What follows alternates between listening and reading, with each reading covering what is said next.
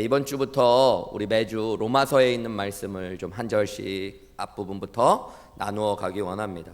로마서는 성경의 66권의 책 중에 많은 신학자들이 가장 중요한 책으로 꼽는 책 중에 하나입니다. 복음을 가장 길고 완전하게 설명한 책 중에 하나라고 불리워집니다. 슈페너라는 유명한 신학자가 한 말이 있습니다.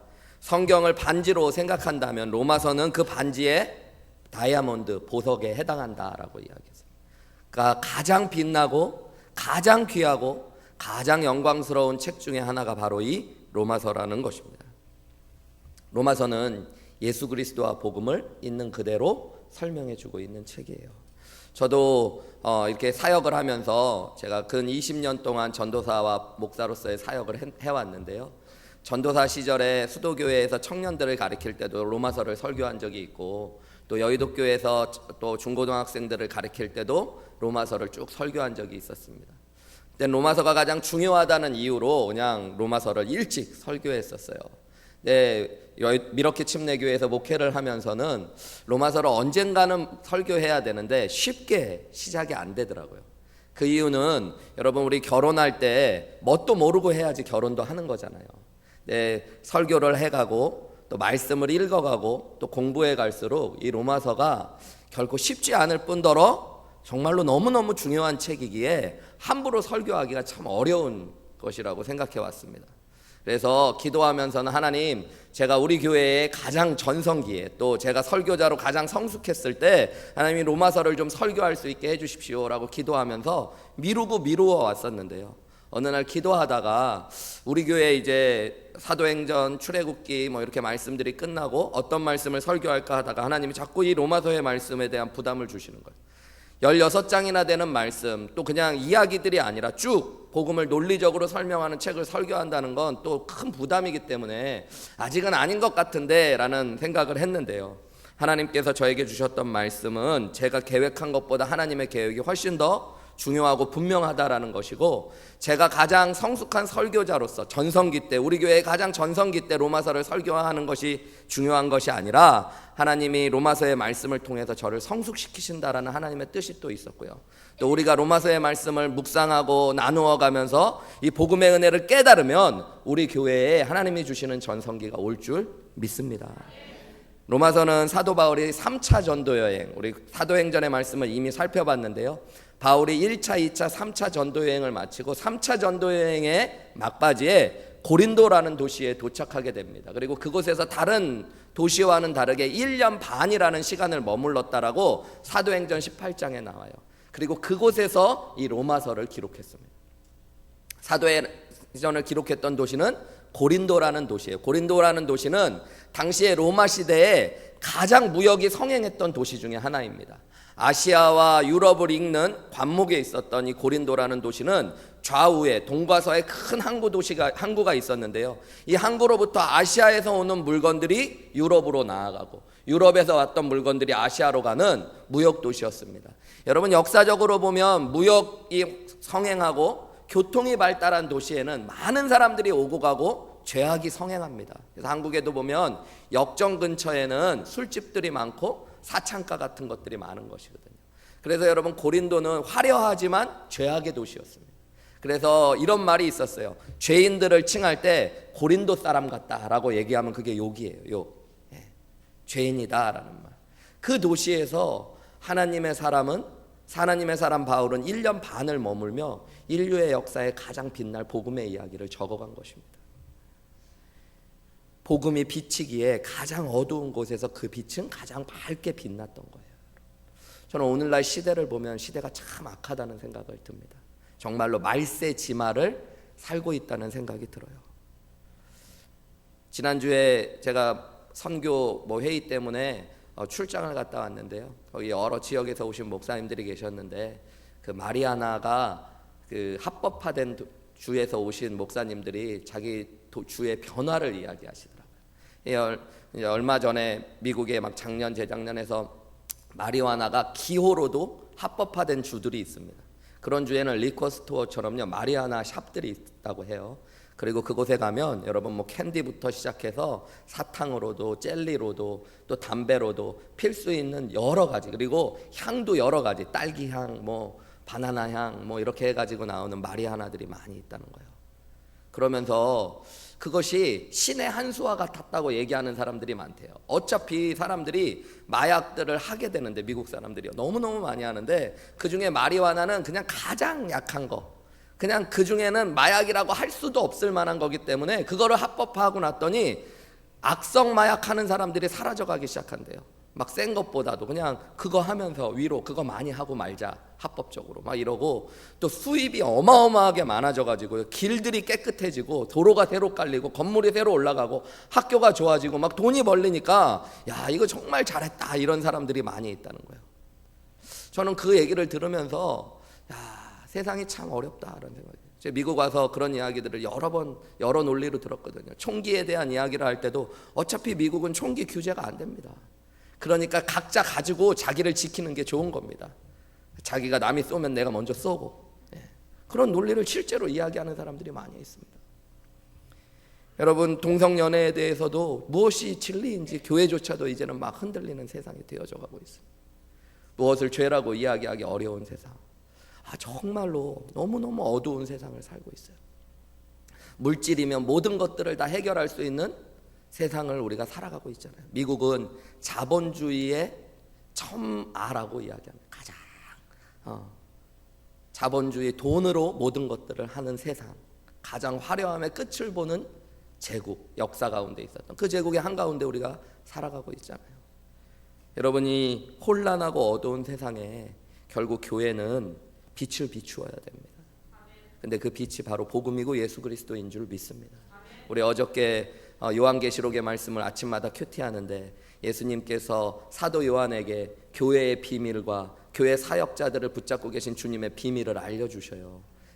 7 촛대가 바로 교회고, 그 교회는 주님이 함께 하시고 함께 거니시고, 또 교회의 종들은 7 별인데 그들을 내가 붙잡고 있다, 오른손으로 붙잡는데요. 주님의 능력으로 주님의 종들을 붙잡는다고 주님이 말씀하십니다. 그리고 교회가 주님이 함께 하시는 곳이라고 말씀하시는데 그것을, 교회를 7 촛대로 보여주셔요. 여러분, 7 촛대는 성전 안에 있었던, 성전 가장 어두웠던, 창문이 없어서 완전하게 차단되었던 그 어두운 성전을 비추는 것이 7 촛대입니다.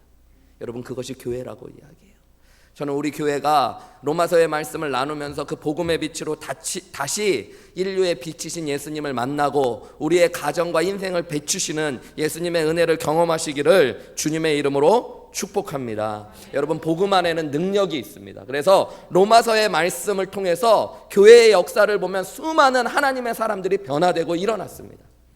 우리가 이름만 대면 알만한 어거스틴, 마틴 루터, 조나단 에드워드, 그리고 존 웨슬리, 이런 교회의 역사를 완전히 바꾸었던, 하나님의 나라와 부흥을 일으켰던 사람들이 다 로마서의 말씀을 통해 변화되었습니다. 여러분, 복음이 능력이기 때문이에요. 여러분, 또한 우리 교회에 이 능력과 은혜가 임하기를 주님의 이름으로 축복합니다. 복음을 듣고 이 자리에서 여러분 교회를 변화시킬 위대한 하나님의 사람들이 일어나시기를 주님의 이름으로 축복합니다. 여러분, 말로 사람은 바뀌어지지 않아요. 말은 다 잘하죠. 이 세상에 요즘 이게 문제야. 심지어 뭐 대통령은 이게 잘못했어, 요렇게 바뀌면 세상이 바꿀 것 같아. 근데 여러분이 세상을 그렇게 바꾸실 수 있다고 생각하십니까? 여러분, 세상은 그렇게 쉽게 바뀌어지지 않아요. 여러분, 그냥 말만 하는 사람이 되는 게 아니라 복음의 빛이 우리 안에 들어왔을 때 복음의 빛을 통해 나를 변화시키시고 나를 통해 세상을 변화시키시는 하나님의 은혜를 경험하시는 저와 여러분들이 되시기를 주님의 이름으로 축복합니다. 무엇보다도 사도 바울이 그렇게 변화됐던 사람이에요. 복음의 빛 안에 변화되었던 사람입니다. 로마서는 누가 적었을까요? 물론 하나님이 주신 말씀인데, 로마서를 하나님께서 누구를 통해 적게 하셨을까요? 사도 바울입니다. 그런데 실제로 로마서를 마지막까지 읽어보면 사도 바울이 로마서를 쓸 때 몸이 좀 아프고 또 연약하고 또 이 책이 아주 긴 거기 때문에 그는 말을 했고, 그것을 받아 적은 더디오라는 비서가 있었습니다. 그리고 사도 바울이 자신의 이야기들을 통해 복음을 쭉 로마 교회에 전달한 거예요. 사실 로마 교회는 사도 바울이 한 번도 가본 적이 없었던 교회입니다. 그런데 사도 바울은 이 로마에 꼭 가기를 원했어요. 사도 바울에게는 두 가지의 도시가 그의 마음 안에 가득 차 있었는데요. 하나는 로마입니다. 로마는 제국의 상징이었기 때문이에요. 황제의 도시, 가장 중심되는 도시, 그곳에서 복음을 전하기 원한다고 우리가 이제 다다음 주에 보겠지만 사도 바울이 그 얘기를 얘기해요. 내가 로마에 가기 원하는데 그 이유는 너희에게도 복음을 전하기 원한다. 사도 바울은 로마를 가보기 원했어요. 그리고 그들에게 복음 전하기를 원했습니다. 그리고 사도 바울은 로마를 거쳐 스페인, 그 당시에 유럽 사람들이 생각했던, 그 당시에 로마 제국의 사람들이 생각했던 세상의 끝이 스페인이었거든요. 그 스페인에까지 나아가 복음을 전하기 원했습니다. 어쨌든 사도 바울은 이곳에 한 번도 가본 적 없는 교회이지만 자기가 가장 중요하게 생각하는 복음을 그들에게 로마서를 통해 알려주고 미리 복음을 설명해 주기 원했던 거예요. 우리가 3차 전도여행의 끝바지를 사도행전을 통해 살펴봤는데요. 사도 바울이 3차 전도여행을 마치고 났을 때 사실은 그 안에는 로마를 가고 싶은 꿈이 있었지만 그의 인생이 어떻게 될지 확답하지 못했습니다. 이미 많은 예언자들이 예루살렘에 구제헌금을 전달하러 가는 사도 바울에게 가지 말라고 이야기했어요. 가면 죽음이 기다리고 있을 것이다. 많은 환난과 고난이 기다리고 있어요. 그래서 사도 바울은 가고자 했던 로마에 그가 혹시라도 가지 못할지 모르지만 자기는 못 가더라도 그들에게 꼭 주어야 되는 복음을 설명한 것이 바로 로마서의 이야기예요. 사도 바울이 복음을 그렇게 전하고 싶었던 이유는 그가 복음의 중요성을 깨닫고 변화된 사람이었기 때문입니다. 여러분, 신약 성경에는 대부분 일정한 형식이 있어요. 그러니까 예수님 당시의 사람들이 편지를 쓸 때 쓰는 형식이 있습니다. 쭉 중요한 내용을 이야기하기 전에 맨 먼저 누가 편지를 쓰는지를 이야기해요. 우리는 보통 편지를 쓸 때 보통 요즘 편지의 형식은 어떻게 돼요? 맨 먼저 뭘 적습니까, 여러분? 받는 사람을 적잖아요. 제가 만약에 편지를 적는다 그러면 제 아내에게 편지를 적으면 뭐 사랑하는 호선 이렇게 적는 거예요, 여러분. 예. 그게 놀라운 일이세요. 왜 웃으세요? 그렇게 적죠. 그리고 맨 마지막에 뭐 사랑하는 남편이 이렇게 적고 그 중간에 내용을 적잖아요. 그죠? 그런 것처럼 당시에 예수님 당시의 사람들 그리고 신약 시대에 살았던 사람들의 편지에는 맨 먼저 편지를 쓰는 형식이 있는데 그게 뭐냐면 누가 편지를 쓰는지를 먼저 밝혀요. 누가 보내는지부터. 왜냐하면 오늘날은 봉투가 있으니까 봉투에 보면 누가 보낸지를 먼저 확인하는데 당시에는 두루마기와 같이 편지가 밀봉되어져 있기 때문에 먼저 읽으면 누가 보냈는지를 다 읽고 나서 읽으면 안 되잖아요. 그러니까 맨 먼저 그것을 알려주는 거예요.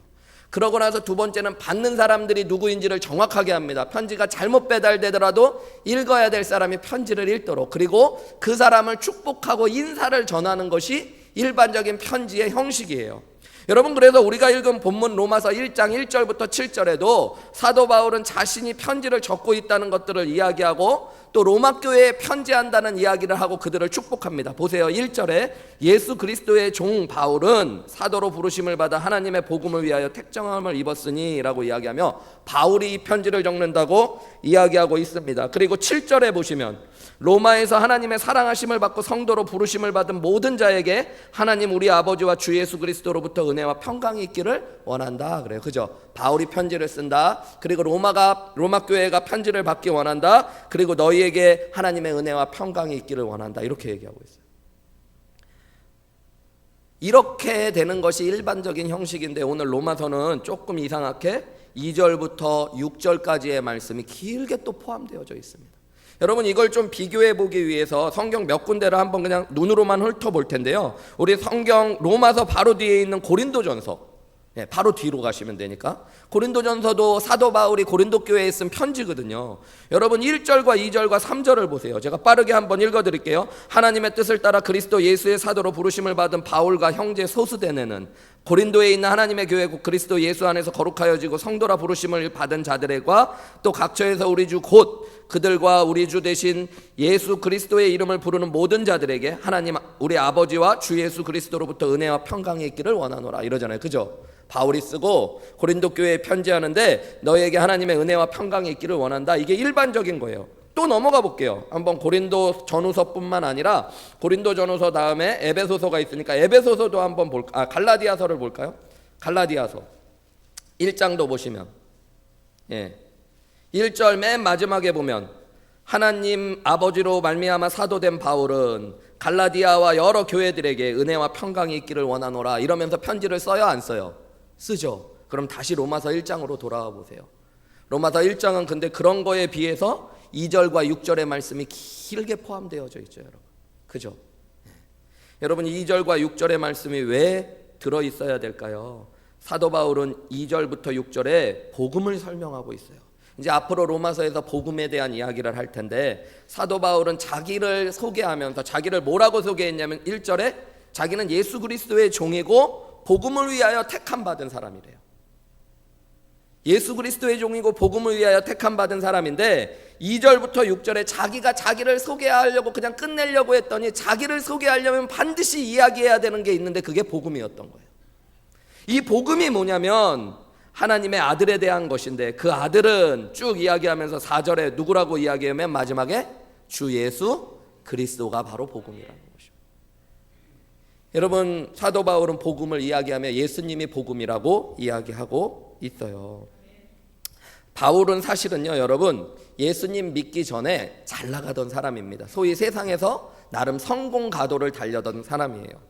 빌립보서 3장 5절에서 6절 말씀에 보면 바울이 자기 스스로를 어떻게 소개하냐면, 나는 8일 만에 할례를 받았고 이스라엘 족속이며 베냐민 집하고 히브리인 중에 히브리인이며 율법 중에는 바리새인이고 열심히로는 교회를 박해했고 율법의 의로는 흠이 없는 자고, 자기는 가말리엘의 수엘에서 공부했던 사람이라고 이야기하고 있어요. 여러분, 이게 짧은 말 같지만 대단한 이야기들입니다. 유대 사회는 당시에 종교와 사회가 연결되어 있던 사회예요. 종교적인 지도자들이 사회의 지도자가 되고, 사회의 지도자가 되려면 종교적인 열심을 가져야 됐던 곳들입니다. 그래서 당시에 국회의원에 해당했던 유대 사회의 사내들린 공의회 회원들은 다 여러분 종교적인 지도자들이었습니다. 근데 사도 바울이 자기를 뭐라고 이야기하고 있냐면 바리새인 중에 바리새인이고 자기는 율법에서 흠이 없는 자였다 그래요. 그는 종교적으로 사회적으로 열심을 다하며 살아갔던 사람이고 좋은 배경을 가졌던 사람이에요. 낳은 지 8일 만에 할례를 받고 이스라엘 족속이라는 얘기는 그는 유대인 중에 유대인이라는 얘기입니다. 그러니까 우리도 그렇잖아요. 미국 시민권자 중에 여러분 태어난 시민권자가 있고 얻어낸 시민권자가 있습니다. 근데 사도 바울은 날 때부터 유대인이었던 거예요.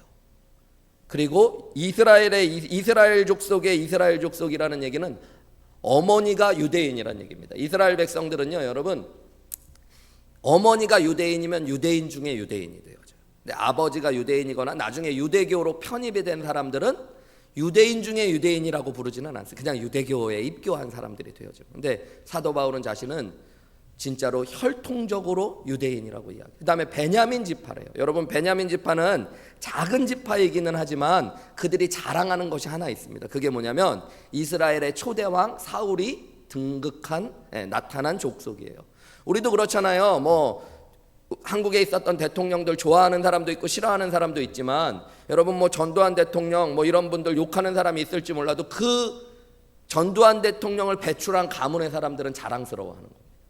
그러니까 여러분, 베냐민 지파 사람들에게는 사울 왕이 좀 부족한 게 있었을지 몰라도 초대 왕을 배출한 족속이라는 자부심이 있었던 거예요. 사울은 자기가 그런 집안 사람이라고 이야기하고 있어요. 예수 믿기 전에 그런 거를 육신적으로 자랑했던 사람이라는 거예요. 그는 또한 종교적으로 바리새인으로 당시에 가장 신앙생활을 열심히 하는 지파의 사람이었고요. 랍비였어요. 사람들에게 말씀을 가르치는 사람이었고 사내들인 공의회 회원이 될 준비 회원이었습니다. 그리고 당시에는 가장 명문 학교인 가말리엘이라는 사람 밑에서 공부했어요. 오늘날로 보면 서울대를 나오고요. 집안은 줄줄이 명문 가문이고, 그리고 공부도 열심히 하고 종교적으로는 바르게 살려고, 그런 부잣집이고 또 성공가도를 달리면서 마음대로 세상을 살아간 게 아니라 종교적으로도 열심히 신앙생활해가지고 흠이 없을 만큼 자기의 의를 드러내려고 열심히 노력했던 사람이라는 거예요. 오늘 그가 하는 말에 보면은, 빌립보서에 보면, 그런데 그가 교회를 핍박하는 데 열심히 있었대요. 이유는 무엇이냐면 젊은 종교 지도자였던 바울에게 있어서, 그 당시에 사울에게 있어서 용납 못할 사람들이 있는데 그게 바로 그리스도인들이었어요. 어느 날 유대교의 한 지파와 같았던 사람들이 예수님을 그리스도고 메시아고 하나님이라고 주장하기 시작했습니다. 그런데 그 예수님은 율법에 의하면 저주받은 자의 죽음인 십자가에 못 박혀 죽은 자였어요. 하나님이 죽는다는 것도 말이 안 되고, 하나님이 근데 죽는데 그것도 하나님의 저주받은 죽음인 나무에 매달려 죽는 죽음을 치루한 사람을 하나님이라고 얘기하고 구원자라고 얘기하는 교회를 그는 용납할 수 없었던 거예요. 그래서 사울은 교회를 핍박하는 데 열심을 가졌던 사람입니다. 어느 날 다메섹 도상에까지, 예루살렘에서 몇십 킬로가 떨어진 곳까지 대제사장에게 공문을 받아갖고 교회를 핍박하기 위해 가다가 빛나는 빛 가운데 찾아오신 부활하신 예수님을 직접 만납니다. 사울이 질문해요. 주님 누구십니까? 내가 만난 예수님, 하나님, 내가 지금 내 눈앞에 본 하나님, 당신은 도대체 누구십니까? 질문했어요. 그런데 그 하나님께서, 그의 눈앞에 나타나신 하나님이 놀라운 말을 합니다. 나는 네가 핍박하는 예수다. 자기가 도저히 용납할 수 없었던 그 예수님이 하나님이시라는 것들을 만나게 됐어요. 사도행전에 보면 사도 바울은 그때부터 3년간 아라비아 사막에 가서 말씀을 다시 들여다봅니다. 그러면서 그가 깨달은 게 있어요. 성경에서 보내주시겠다고 약속하셨던 구원자, 우리가 기다렸던 메시아가 바로 예수님이라는 걸 깨닫게 된 거예요. 그래서 오늘 사도 바울은 2절에 이렇게 이야기하는 것입니다. 이 복음은 하나님이 선지자들을 통하여 그의 아들에 관하여 성경에 미리 약속하셨던 것이다. 그가 말씀을 통해 예수님을 깨닫게 되는 역사가 일어난 거예요. 강권적으로 예수님을 알게 됐는데 그 예수님을 스스로 말씀을 보면서 그분이 성경에 약속하신 메시아 하나님이심을 그가 알게 된 것입니다. 3절과 4절에 보면 그는 뭐라고 이야기하냐면 그의 아들 예수님은 육신으로는 다윗의 혈통에서 나셨다 그래요. 이건 무슨 얘기냐면 그분은 진짜 인간의 몸을 입고 이 땅에 오신 진짜 인간이셨다는 얘기예요. 다윗의 혈통, 족보를 가지고 있어요. 여러분, 고대의 신화의 주인공들은 다 족보가 없습니다. 왜냐하면 족보가 있으면 우리는 그를 하나님으로 섬기지 않아요. 제가 모교회에 가면 우리 교회 집사님들은, 대부분 성도님들은 다 저를 누구라고 보냐면 아유, 안수 집사님 집 아들 이렇게 보는 거예요.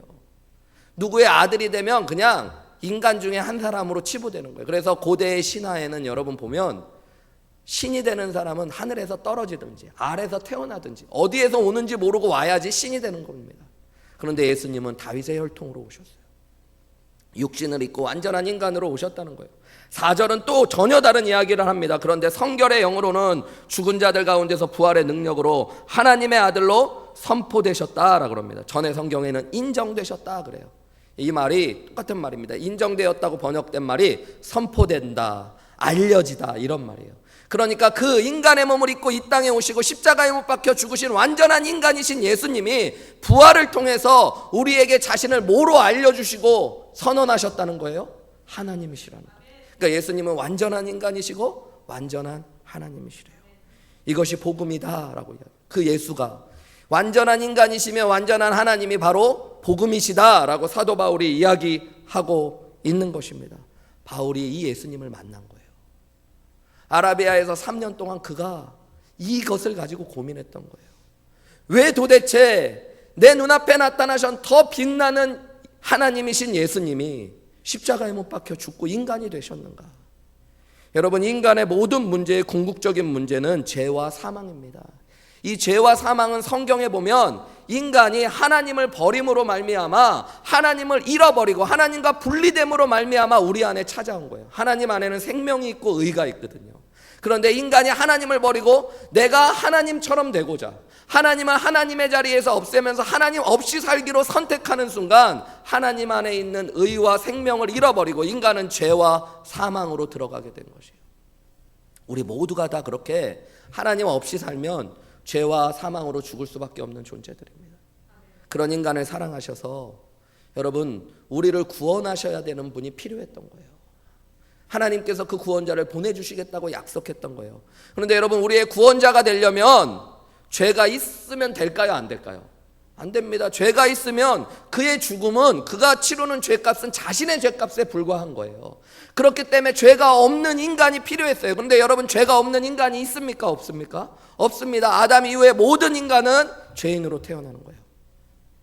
그래서 죄 없으신 하나님이 이 땅에 인간의 몸을 입고 오실 수밖에 없었던 것입니다. 하나님은 죽으실 수 없기에 하나님께서 하나님의 보좌를 버리시고 죽기 위하여 인간의 몸을 입고 이 땅에 오신 것이 복음의 이야기들인 거예요. 사도 바울이 그것을 깨달은 거예요. 여러분, 이것이 얼마나 큰 은혜입니까? 사도 바울이 이것을 깨닫고 났더니요, 내가 받아들일 수 없고 용납할 수 없었던 그 예수 그리스도가 하나님이시고 그분이 인간의 몸을 입고 오신 것이 내 죄값을 대신 치러주시기 위한 것이라는 것들을 알고 났더니 사도 바울이 그것을 은혜로 깨닫기 시작한 것이고, 얼마나 울었을까요? 저는 그런 생각을 해봤어요. 사도 바울이 자신이 핍박하고 받아들이고 이해하지 못했던 예수님을 말씀 가운데 참 하나님이 참 인간 대신 이 거룩한 복음의 이야기를 깨달았을 때 그가 얼마나 감격했을까. 여러분, 하나님이 왜 인간이 되신 거예요? 죽기 위해서인데 왜 죽기 위해 원하셨어요? 나를 사랑하셨어요. 나를 대신하시기. 그래서 사도 바울은 5절에 예수 그리스도로 말미암아 우리가 은혜를 받았다라고 이야기하고, 은혜를 받고 직분을 받았다라고. 여러분, 예수님으로 말미암아 우리가 은혜를 받은 것입니다. 사도 바울이 이걸 깨닫고 났어요. 이보다 복된 소식이 있을까요? 없을까요? 없는 거예요. 그래서 사도 바울은 변화되기 시작했던 것입니다. 그전에는 종교적인 사람이었는데 이제는 복음에 빠진 사람이 되는 거예요. 여러분, 신앙의 변화는 릴리전, 종교적으로 신앙생활했던 사람이 예수님을 만나 릴레이션십, 예수님을 만나고 관계를 시작할 때 변화가 일어나는 것이고, 사도 바울에게 이 역사가 일어났던 거예요. 저는 우리 교회에 이 변화가 일어나기를 주님의 이름으로 축복합니다. 로마서의 말씀을 나누기 전에는 종교적인 사람이었던 사람들이, 교회가 종교적인 생활을 하는 부분들이 있었다면 여러분, 예수님을 만나는 역사가 일어나고 그것을 통해서 예수님과의 진정한 관계가 회복되므로 예수님 안에 있는 변화와 능력이 우리 안에 임하여지시기를 주님의 이름으로 축복합니다. 예수님의 은혜를 깨닫고 났더니 예수님이 인간의 몸을 입고 이 땅에 오신 그 하나님의 이야기가 내게 너무 큰 은혜인 거예요. 내가 그 은혜를 통해 구원받았다는 것이 너무 큰 감격인 거예요. 그분이 나를 불러주신 것이 또한 얼마나 큰 은혜입니까? 그분이 나를 찾아오신 거예요. 다메섹 도상까지 와서 나를 찾아와 주시고 불러주시고 선택해 주시고 또 이방인의 사도로 사명을 주신 것들, 여러분, 이것이 너무너무 큰 은혜였던 거예요. 여러분, 이렇게 예수님을 만나고 복음을 깨달으면 변화가 일어납니다.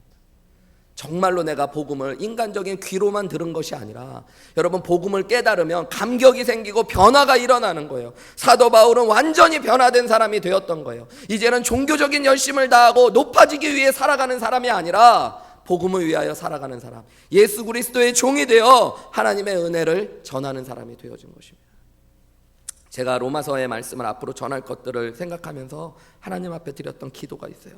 하나님, 이 로마서의 말씀에 있는 복음의 능력을 제가 묵상하고 누리고 또 전할 수 있게 도와주십시오. 그래서 우리 교회가 변화되게 해주십시오. 여러분, 제가 어렸을 때 학교, 중고등학교 다닐 때 생물 실이 있었어요. 과학실이 있는데 물리 실험실이 있고 생물실이 있는데 실험실에 가보면 박제한 동물들이 있었습니다. 여러분도 뭐 그런 거 보셨나요?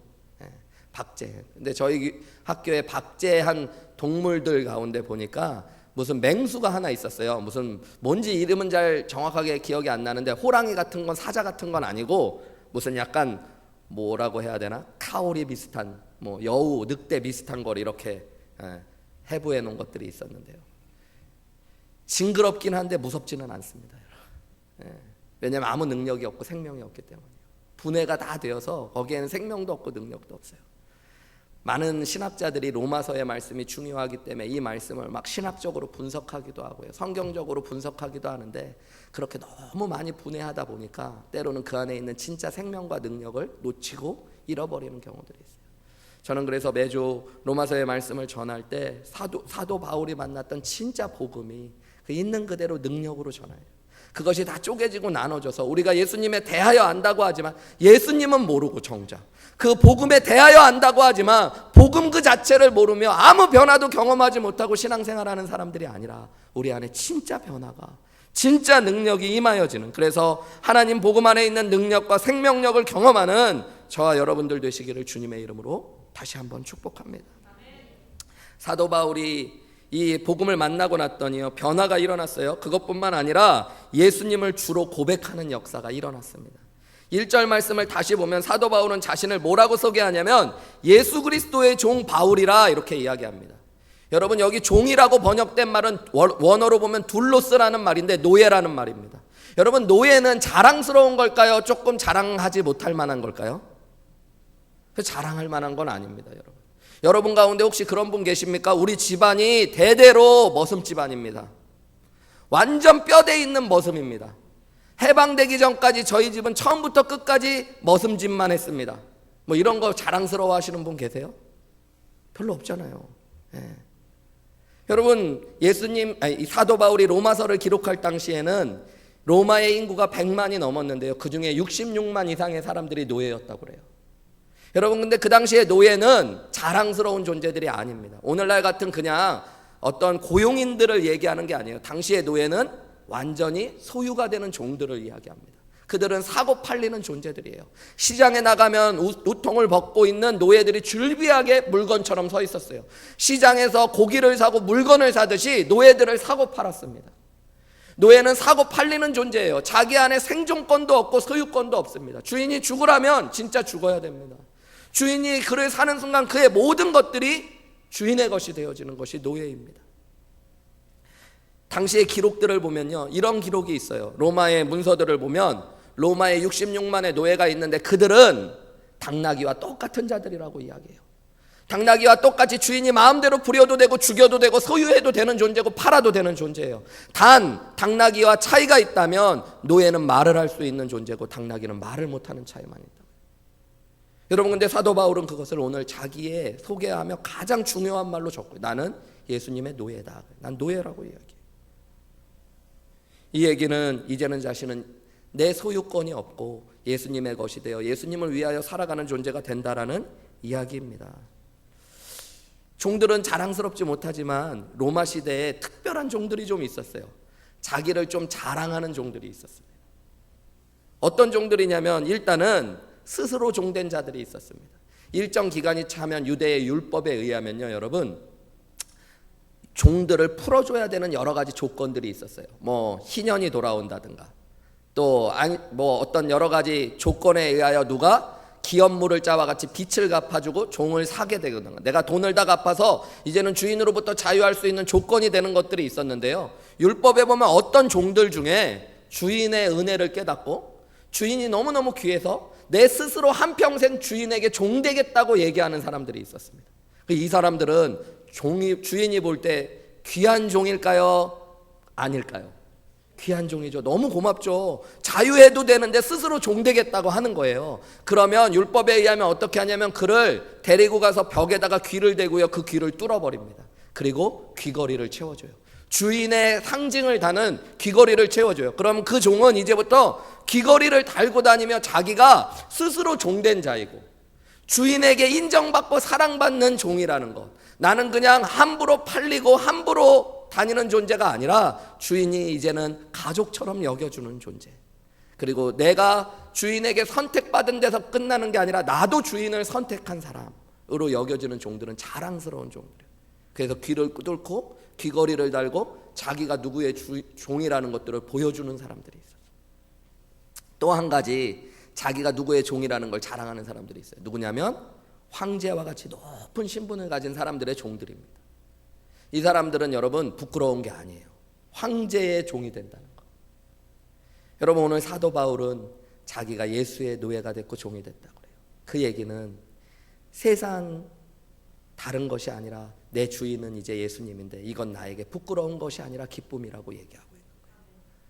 예수님이 나를 만나주셨고 다메섹 도상에서 나를 선택하셨지만 나도 예수님을 믿음으로 성경 가운데 받아들이며 그분을 참 하나님, 참 인간이 되신 나의 구원자로 내가 선택했고 고백했다라고 이야기하고 있는 것입니다. 여러분, 이것이 복음을 통과한 사람들의 고백이에요. 저는 저와 여러분들이 이 고백이 일어나시기를 주님의 이름으로 축복합니다. 왜냐하면 6절 말씀에 보면 사도 바울이 뭐라고 이야기합니까? 우리 같이 6절 말씀을 읽어볼까요? 시작. 너희도 그들 중에서 예수 그리스도의 것을 사도 바울만 이 특별한 은혜를 경험한 사람이 아니라 로마에 있는 모든 교회의 교인들도 예수님의 종으로, 예수님의 것으로, 예수님의 노예로 부름받은 사람들이라. 여러분, 저와 여러분도 예수님의 것으로 부름받은 사람들인 줄 믿습니다. 예수님의 노예가 된다는 것. 여러분, 황제의 노예가 되는 것이 자랑스러운 일이라는데 황제보다 훨씬 높으신 예수님의 종이 된다는 거 얼마나 귀한 일입니까? 여러분, 사람은 무언가의 주인을 따라 살게 되어져 있어요. 여러분의 주인은 누구입니까? 여러분을 마음대로 움직이고 여러분의 인생을 걸게 하고 여러분의 목숨도 걸게 할 수 있는 것이 도대체 무엇입니까? 그게 여러분의 주인이에요. 여러분을 살아가게 하고 여러분을 일어나게 하고 여러분을 일하게 하는 것. 어떤 사람은 말은 그렇게 안 하지만 돈이 주인이에요. 돈이 주인. 결국에는 먹고 살기 위해 삽니다. 이게 돈이 주인이란 얘기예요. 싫어도 병이 나도 직장에 나아가야 됩니다. 왜냐하면 그걸 위해 살아야 되니까. 어떤 사람은 가족이 주인이에요. 어떤 사람은 자기 자신이 주인이에요. 내 성공, 내 기쁨, 내 행복이. 네, 여러분, 하나님이 진정한 주인이심을 깨닫는 은혜가 있으시기를 주님의 이름으로 축복합니다. 예수 그리스도, 하나님 되신 예수 그리스도. 여러분, 그분이 우리의 주인 될 때 여러분, 우리는 자랑스럽게 나는 예수님의 종이라고 고백할수요. 로마서의 말씀을 묵상하며 저는 우리 교회가, 그리고 제가 다시 한번 내가 섬겨야 될 분이 누구인지, 내 소유와 내 생존권을 가져가실 수 있는 유일한 분이 누구신지, 내가 내 평생을 다해 섬기고 높여야 되는 분이 누구신지, 내가 누구의 종 됐는지 깨닫는 귀한 은혜가 있으시기를 주님의 이름으로 축복합니다. 네. 여기 너희도라고 얘기했는데 여러분, 말씀을 보면 나도라고 하셔야 돼요. 나도 그들 중에서 예수 그리스도의 것으로 부르심을 받았습니다. 여러분, 이 은혜가 있으시기를 주님의 이름으로 축복합니다. 나는 예수님의 종입니다. 나는 예수님을 섬깁니다. 나는 예수님을 사상해서 스스로 종되었습니다. 그래서 난 사람들에게 그것을 자랑하고 싶습니다. 여러분, 자랑할 때 뭘 자랑하세요? 자기소개해보라 그러면요, 사람들 나와서 뭐 3분 동안 자기소개해보라 보면 결국에는 처음에는 딴 얘기하는 것 같지만 자기가 중요하게 여기는 거 얘기합니다. 학벌을 중요하게 여기는 사람은 은근슬쩍 자꾸 학교 얘기합니다. 예, 집안을 자랑하는 사람은 은근슬쩍 자꾸 부모 얘기합니다. 고향을 자랑스러워하는 사람은 자꾸 고향 얘기합니다. 근데 사도 바울은 자기를 소개하며 무슨 얘기하는 거예요? 예수 그리스도 복음. 여러분, 저는 저희가 그런 사람들이었으면 좋겠어요. 내가 섬기는 예수님이 내 자랑이 되고 내 전부가 되고. 여러분, 예수 믿는 사람은 주인이 예수님임을 고백하는 사람들이에요. 복음의 능력을 경험하고 변화된 사람은 이제 스스로 예수님 앞에 종되는 사람들이에요. 성경에 보면 그 예수님이 율법에 스스로 종된 자를 사랑하시는 주인처럼 우리를 종이라 여기지 아니하시고 아들처럼 친구처럼 대하신다. 여러분, 우리가 그 은혜를 누리는 줄 믿습니다. 마지막으로 여러분, 사도 바울은 이 복음의 능력으로 변화되고 자신이 예수님의 종이고 예수님이 나의 주인이신 걸 깨달았을 뿐만 아니라 무엇보다도 복음을 위하여 살아야 된다는 걸 깨달았어요. 인생의 목적이 무엇인지를 깨닫는 은혜가 복음을 통해 일어난 것입니다. 예수 만나고 났더니 무엇을 위해 살아야 되는지를 알게 돼요. 여러분, 무엇을 위해 사십니까? 여러분, 우리 안에 왜 열정이 없는 줄 아세요? 목적이 없으면 그래요. 왜 우리의 삶이 자꾸 혼동스러워지는 줄 아세요? 목적이 없기 때문이에요. 목적이 있으면 열정이 생깁니다. 여러분, 코카콜라 있죠? 코카콜라. 코카콜라가 전 세계에 여러분 어마어마하게 퍼져 있습니다. 안 간 곳이 없습니다. 제가 도미니카에 갔을 때도, 아프리카에 갈 때도요, 여러분, 그 못 사는 나라에도 코카콜라는 다 팝니다. 정말 놀라운 거예요. 여러분, 그게 그냥 너무 당연한 게 아니라 너무 놀라운 겁니다. 여러분, 코카콜라를 안 파는 나라가 제가 알기로는 거의 없을 겁니다. 어떻게 한 음료가, 코카콜라가 뭐 여러분 여러 음료 중에 하나잖아요. 그 음료가 전 세계에 그렇게 퍼집니까? 여러분, 코카콜라가 오지에서 팔리는데 그 코카콜라를 만든 사장은 코카콜라에 미친 사람이라고 불리워지더라고요. 그는 자기가 이렇게 이야기해요. 자기는 콜라만 생각하고 콜라만 마음에 품고 콜라만 이야기하고 다닌대요. 콜라에 미친 사람이죠. 심지어 이렇게까지도 이야기하더라고요. 내 몸속에는 피가 흐르지 않고 콜라가 흐른다고. 여러분, 그 정도 되는 사람이 콜라에 미친 사람. 인생의 목적이 무엇인지 별 볼 일 없는 거긴 해요. 뭐 콜라에 인생을 걸고 사는 게 그렇게 대단하냐 그럴지 모르지만 어쨌든 그 사람은 목적은 분명한 사람인 거예요. 여러분, 예수 믿는 사람은 이제 복음을 경험하고 예수님 만난 사람들은 예수 위에 사는 것들을 깨닫기 시작해요. 인생의 목적이 분명해져요. 그럼 여러분 열정이 생기는 거예요. 예수 믿고도 예수를 제대로 못 만났으니까 뭘 위해 살아가야 되는지도 모르니까 예수님 교회는 다니는데 여전히 높아지려고만 사는, 여전히 종교적으로 살고 세상의 성공만을 위해 사는 바울이 바울인데 변화가 안 되는 거죠. 근데 여러분 진짜 예수님의 복음을 경험하고 예수님 만나면 무엇을 위해 살아야 될지를 알게 되어져요. 사도 바울이 오늘 1절 후반부에 뭐라고 이야기합니까? 예수 그리스도의 종 바울은 사도로 부르심을 받아 하나님의 복음을 위하여 택정. 무엇을 위해 산대요? 복음을 위하여. 복음이 곧 예수 그리스도. 복음과 예수님 위해 사는 사람. 여러분 복음과 예수님 위해 사시는 귀한 은혜가 있으시기를 주님의 이름으로 축복합니다. 여러분 우리 교회는 무엇을 위해 존재하나요? 예수님 위해, 복음 위해 존재하는 거예요. 그것을 분명히 하면 무엇을 해야 될지 알게, 교회가 그럼 혼란스러워지지 않아요. 그걸 모르니까 어떤 분은 뭐 선교하자, 어떤 분은 주방을 바꾸자. 만약에 우리 교회 내년에 예산이 딱 요만큼인데 그 중에 뭘 한 가지만 할 수 있다 그러면 아마 막 각자 말하시는 분들 많을 거예요. 뭐 유초등부 못 오는 아이들, 영아 아이들을 위해서 더 저쪽에 TV 앞에 더 거기를 예쁘게 꾸며야 됩니다. 성가대실을 더 멋있게 바꿔주셔야 됩니다. 뭐 교실이 많아져야 됩니다. 돈을 아껴야 됩니다. 뭐 아니면 선교비에 돈을 써야 됩니다. 주방을 바꿔주십시오. 막 혼란할 수 있죠. 여러분 물론 여러 가지 이야기할 수 있지만 그 혼란 가운데 답을 찾으려면 목적을 알면 돼요. 목적. 교회는 뭐 하는 곳이에요? 예수님 섬기고 복음 위하여 존재하는 곳입니다. 어떻게 하는 것이 복음을 전할 수 있는 길일까? 어떻게 하는 것이 예수님을 기쁘시게 해드리는 일일까? 고민하면서 답을 찾아가면 여러분 생각이 다를 수 있지만 답을 찾아갈 수 있는 거예요. 우리의 인생도 마찬가지입니다. 여러분 내가 의사가 되는 것, 교사가 되는 것, 교수가 되는 것, 사업가가 되는 것, 심지어 대통령이 되는 것, 목사가 되는 것, 그것 자체가 우리 인생의 목적이어서는 안 되는 거예요. 여러분 그것은 목적을 이루기 위한 수단이고 방법에 불과한 것입니다. 우리가 예수님 정말 만났다면 이제 복음을 위하여 살아가는 자들, 복음을 위하여 의사가 되고, 복음을 위하여 교수가 되고, 복음을 위하여 목사가 되고, 복음을 위하여 사업가도 되고, 복음을 위하여 대통령도 될 때 여러분 그것이 복음을 통과한 사람들이 되는 것입니다. 여러분 그게 우리의 믿음이어야 돼요. 그게 우리의 사명이어야 돼요. 제가 목회하면서 전 뭐 때문에 목회하겠어요? 목사님만 복음 위하여 사는 겁니까? 목사님이 교회 성장이 최고의 목적이고 내가 돈 많이 버는 게 목적이라면 목사가 어떻게 그러냐고 그러면서 너희도 그들 중에서 예수 그리스도의 것으로 부르심 받았다는데 여러분은 왜 돈만 벌려고 사십니까?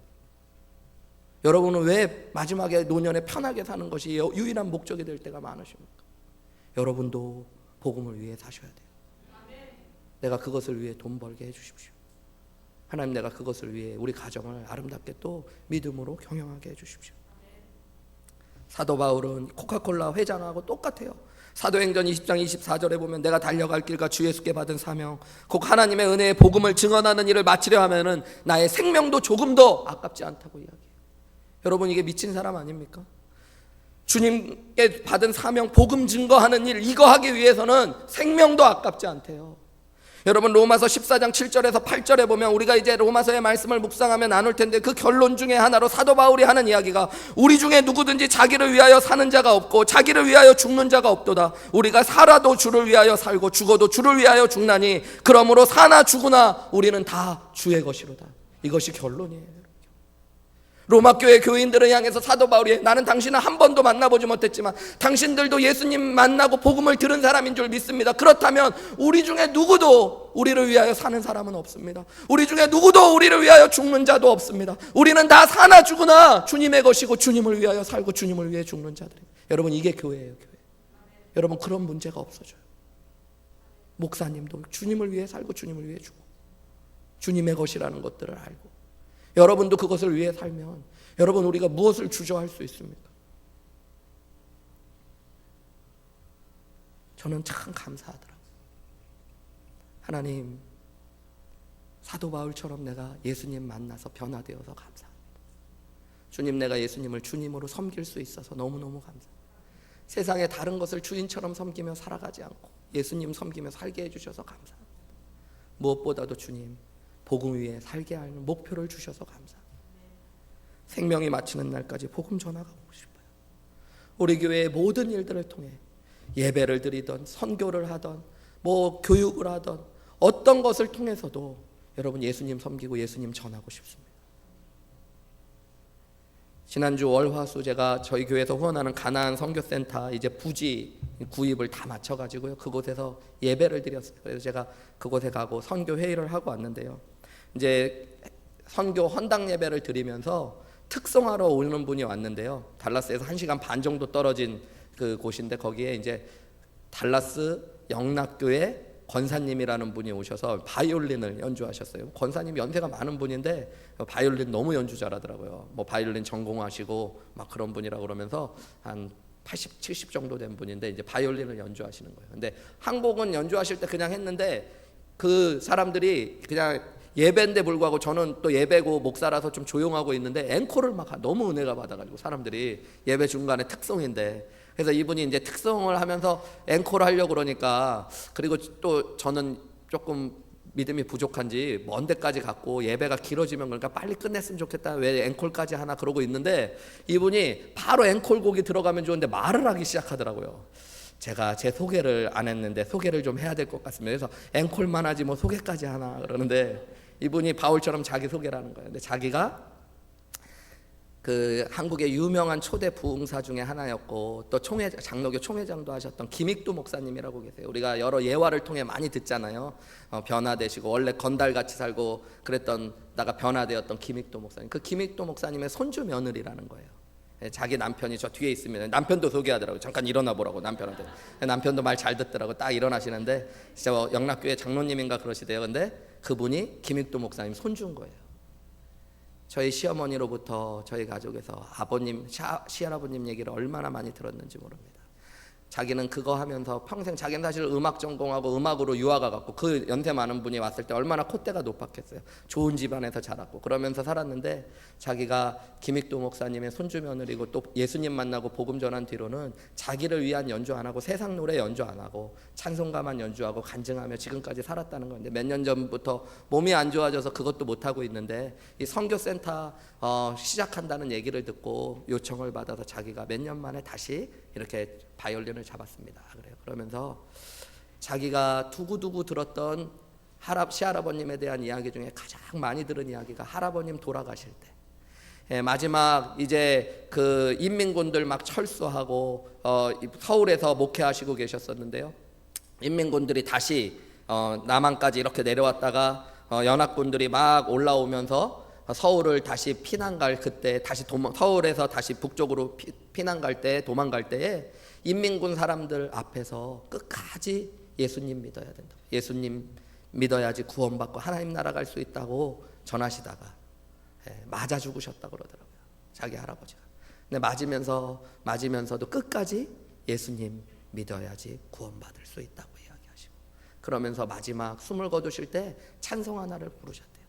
하늘 가는 밝은 길이 내 앞에 있으니 많은 어려움과 환난을 만나지만 예수님 만나서 그 예수님 전하게 생명 다이다.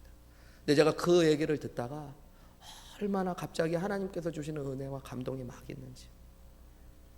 그렇지, 내가 예수님 만났는데. 여러분 김익도 목사님이 만난 예수님, 사도 바울이 만난 예수님과 우리가 만난 예수님 다른 분이 아니잖아요.